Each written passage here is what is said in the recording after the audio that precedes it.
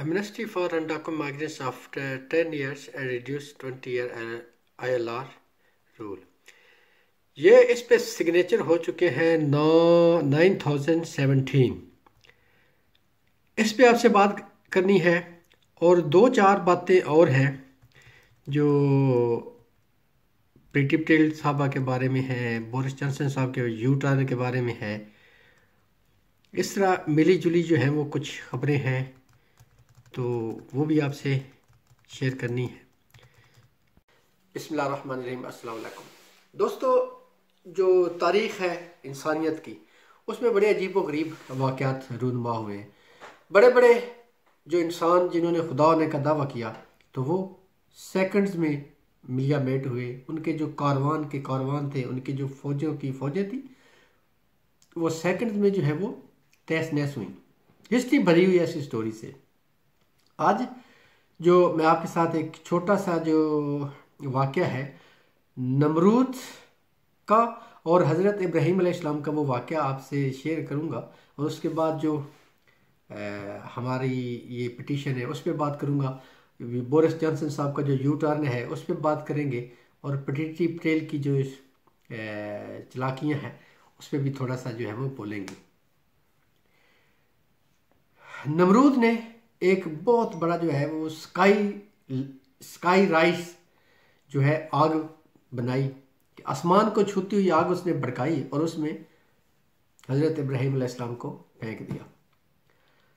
एक छोटा सा ये परिंदा है जिसको अबाबिल बोलते हैं, उसने बाद में भी एक उसका अबाबिल का जो है वो एक किस्सा है। लेकिन इब्राहीम अलैहिस्सलाम की आग बुझाने के लिए उसने अपने चोंच में पानी लिया और एक कतरा जो है वो उस पर फेंकना शुरू किया। झुंड के झुंड आए, उन्होंने पानी भरा और उस पर फेंका। लेकिन उनका जो एक कतरा पानी वो उठा के लेके आते थे, उससे वो जो आसमान को छूती हुई आग थी वो थोड़ी बुझने वाली थी। तो किसी ने वैसे ही जो रस्म उससे पूछ लिया कि तुम्हारा एक कतरा पानी जो है उस आग को बुझा देगा। तो उसका बड़ा प्यारा जवाब था। उस अबाबिल ने कहा कि देखें, मुझे भी पता है कि ये मेरी इस एक बूंद से या एक कतरे पानी से ये आग बुझने वाली नहीं है, लेकिन मैं ये साबित करना चाह रही हूँ या चाह रहा हूँ कि मेरा जालिम के साथ कोई तल्लक वास्ता नहीं है, मैं मजलूम के साथ हूँ। क्योंकि मेरी जो एफिलिएशन है, एसोसिएशन है, वो जालिम के साथ नहीं है, मजलूम के साथ है। ये जो पिटीशन है हमारी, इससे पहले जो हमारी एक पिटीशन आई थी वो 1 लाख को उसने क्रॉस किया और उसका जो है वो पार्लियामेंट में उसकी सुनवाई हुई, उस पर बहस हुई। वो डजंट मैटर के वो बहस किस रुख गई, किधर गई, उस पर अमल हुआ या नहीं हुआ। वो तो एक पॉलिसी है कि वो जो ये वाली गवर्नमेंट है, इससे कि अच्छाई की उम्मीद तो है कोई नहीं, तो वो मिटिया वो ऐसी तैसे होके वो चलेगी। अब ये जो पिटीशन, करंट पिटीशन एंड गॉफ की, वो तकरीबन जो है वो 10,000 को छूने वाली है। अगर आप लोग थोड़ी सी हिम्मत करें, थोड़ी सी कोशिश करें, तो ये जो 10,000 सिग्नेचर हैं, तकरीबन अभी 100 सिग्नेचर रह गए हैं, 1,000 सिग्नेचर रह गए हैं, तो वो मेरे ख्याल में 6-7 दिनों में आप लोग कर सकते हैं। इसका फ़ायदा तो कोई नहीं होने वाला, लेकिन इसका इतना ज़रूर होगा कि वो जो जब ये 10,000 को क्रॉस करेगी तो जो यूके का जो पार्लियामेंट है उससे एक जो है वो लेटर आ जाएगा एलन गॉफ को कि भाई जो असाइलम सीकर है उनका केस भी पड़े हुए हैं और 20 साल वाला जो रूट है वो भी पड़ा हुआ है। जो शादी आपने करनी है तो वो शादी वाला केस भी पड़ा हुआ है, शादी कर लो। ह्यूमन राइट्स की एप्लीकेशन डाली तो वो भी डाल दो।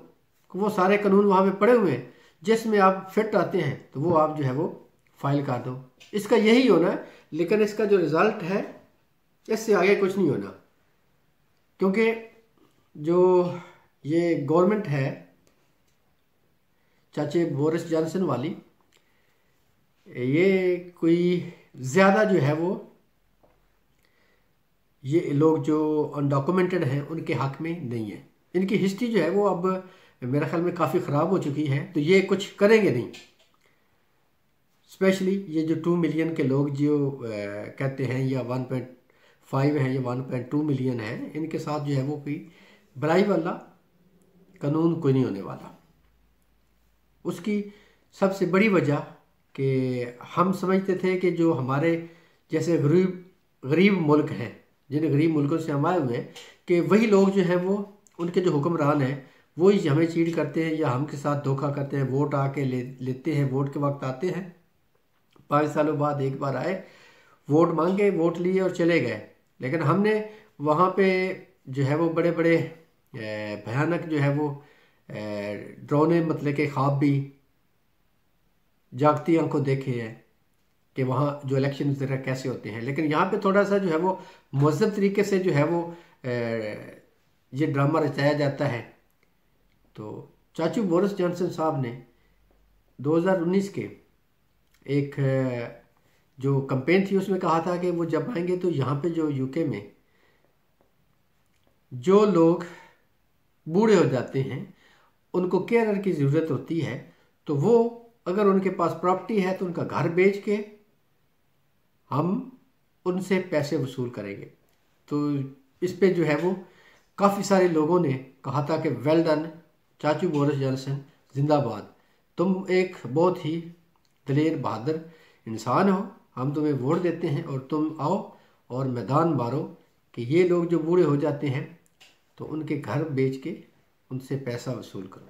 लेकिन हुआ ये है कि कल चाचू बोरिस जॉनसन साहब ने इस बात से भी यू टर्न ले लिया। कहता है कि नहीं, ये तो नाइंसाफ़ी है कि हम किसी बंदे का जो है उसको हम केयर दें और उसका घर जो है वो हम बेच दें।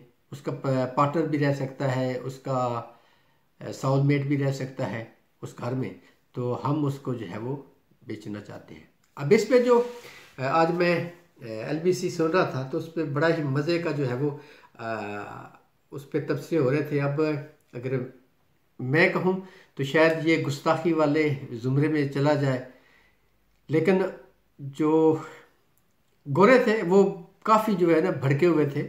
वो एक ने तो कहा कि भाई ये बोरिस जॉनसन साहब कोई मदारी थोड़ा है कि इस तरह की हरकतें कर रहा है, मतलब जोकर थोड़ा है कि इस तरह की हरकतें कर रहा है, कभी कुछ कहता है कभी कुछ कहता है। अब यू टर्न ले रहा है। वो यूनाइटेड किंगडम का दुनिया की सबसे ताकतवर मुल्क का प्राइम मिनिस्टर है, वो ऐसे कैसे कर सकता है कि सुबह कुछ कहे और शाम को कुछ कहे।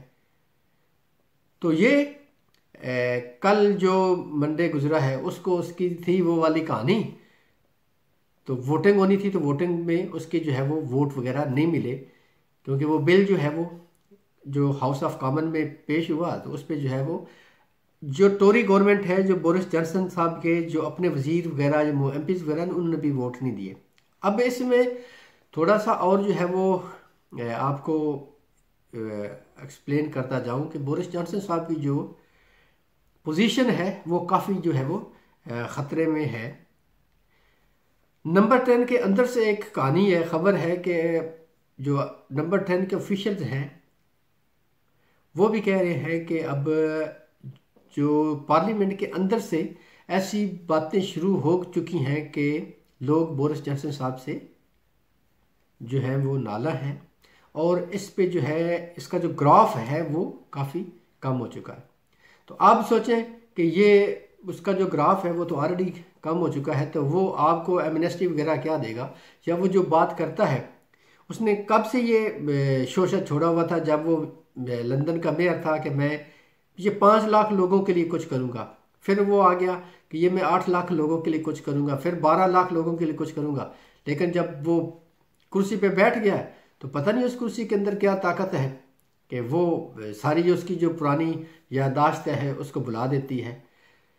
तो दोस्तों दरख्वास्त आपसे फिर है कि अगर आप चाहें तो इस पे पिटीशन पे साइन करें, क्योंकि काफ़ी सारे दोस्त जो हैं वो कमेंट्स करते हैं कि भाई इस पे बोलो, इसलिए मैं बात करता हूँ। लेकिन मुझे पता है कि इस पे कोई इसका कट्टी कट्टा जो हम पंजाबी बोलते हैं वो कोई नहीं निकलने वाला। फ्रेमवर्क ऑलरेडी उनके पास पड़ा हुआ है, उन्होंने कॉपी पेस्ट करना है, वो लेटर एलन गॉफ को चला जाएगा कि भाई कुछ भी नहीं होगा। तो अब आते हैं हमारी प्यारी प्रीति पटेल साहबा के लिए।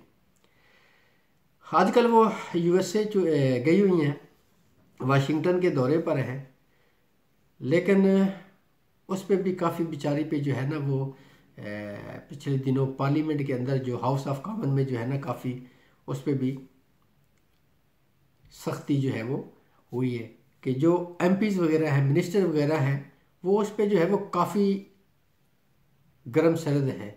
जो ब्रिटिश लोग हैं वो भी उस पर काफ़ी तपे हुए हैं, लेकिन पता नहीं वो उसके पास कौन सी गिद्दड़ सिंगी है कि बोरिस जॉनसन जो है उस पर कोई एक्शन वगैरह भी नहीं लेता। गवर्नमेंट के लोग जो हैं वो भी कहते हैं कि ये बढ़ के तो बहुत ज़्यादा मार रही है कि हमने ये कर दिया, हमने वो कर दिया, कि जो इलीगल है वो यहाँ पे आ रहे हैं, असाइलम सिस्टम जो है वो ये हो गया वो हो गया। तो वक्फा सवालात जो होते हैं पार्लियामेंट में, तो वहाँ पे जो लेबर पार्टी के जो हेड हैं कीर स्टार्मर, उसने उनसे जब प्रीति पटेल से बात की कि भाई ये क्या ड्रामा है कि तुम ये कानून वो कानून, अल्बानिया में सेंटर, तुर्की में सेंटर, अफ्रीका में सेंटर, ये हो गया वो हो गया, तो आप क्या कर रही हैं? तो वो प्रीति पटेल ने उसे जवाब दिया कि भाई हम क्या करें कि ये असाइलम का जो सिस्टम है वही बिल्कुल क्रैश हो गया, वही तबाह हो गया, बर्बाद हो गया, तो क्या हुआ? तो बड़ा उसने सामने से आगे प्यारा से जवाब दिया। उसने कहा भी 11 साल से गवर्नमेंट तो आपकी आ रही है, तो ये सिस्टम किसने जो है वो तबाह बर्बाद कर दिया? तो ये अब जो इसके पीछे जो सीन है या ड्रामा है वो कुछ और ही है कि पिछले साल से जो असाइलम के केस हैं वो 4% कम रजिस्टर्ड हुए हैं। तो ये एक कैसा मतलब कि जो है कि वो असाइलम सिस्टम जो है वो क्रैश हो गया, ये हो गया वो हो गया। और प्रीति पटेल पे जो एक और उसने जो पिछले दिनों ये लिवरपूल में एक इंसिडेंट हुआ उसके हवाले से जो है वो काफ़ी उसने या प्रीति पटेल ने एक ट्वीट किया कि ये वाला जो लॉयर्स हैं, सोलिसिटर्स वगैरह हैं, उसकी वजह से जो है ये असाइलम का जो सिस्टम है या इमिग्रेशन का जो सिस्टम है वो ठीक से नहीं चल रहा, उससे ब्रेक हो गया है, करप्ट हो गया है, ये हो गया है वो हो गया है। तो काफ़ी जो सोलिसिटर जो दूसरा लॉ से रिलेटेड लोग थे वो इस पे काफ़ी जो है वो तपे हुए गर्म है। तो वो कह रहे हैं कि ये इस ओहदे पे बैठी हुई तो इसको इतनी समझ नहीं है कि कौन सी बात कहाँ पे करनी है। अगर वो जिसने वो बम वगैरह ब्लास्ट किया है या कोई ड्रामा किया है लिवरपूल में, तो वकील हजरात कहते हैं, सोलिसिटर लोग जो हैं वो कहते हैं कि लॉयर्स हमारा इसमें कहाँ पे इशू आ गया कि सिस्टम जो है वो गवर्नमेंट चला रही है, तो हमें क्यों बोतान लगा रही है, कि हम पे क्यों इल्ज़ाम लगा रही है कि ये जो इंसिडेंट हुआ है वो सोलिसिटर और लॉयर्स की वजह से हुआ है। तो ओवरऑल दोस्तों हकीकत ये है कि ये सिस्टम जो है वो काफ़ी गड़बड़ी बनी हुई है। तो जो अनडॉक्यूमेंटेड लोग हैं उनके लिए मेरे ख्याल कोई अच्छी खबरें जो है वो ऑनेस्टली कोई नहीं है, क्योंकि आपको याद होगा कि पिछले दिनों जो एक साउथ एंड ऑन द सी एक एमपी जो कत्ल हुआ था, उसमें भी एक माइग्रेंट सोमाली बाशिंदा इन्वॉल्व है। ये वाला जो लिवरपूल में इंसिडेंट हुआ वो भी, इसमें भी एक जो असाइलम सीकर है, रिफ्यूजी है या रिजेक्टेड बंदा है वो इन्वॉल्व है। तो ये सारी जो कहानियां हैं, किस्से कहानियां हैं, तो ये ऐसे ही है कि यहाँ पे जो अनडॉक्यूमेंट लोग हैं उनको कुछ नहीं करने वाला।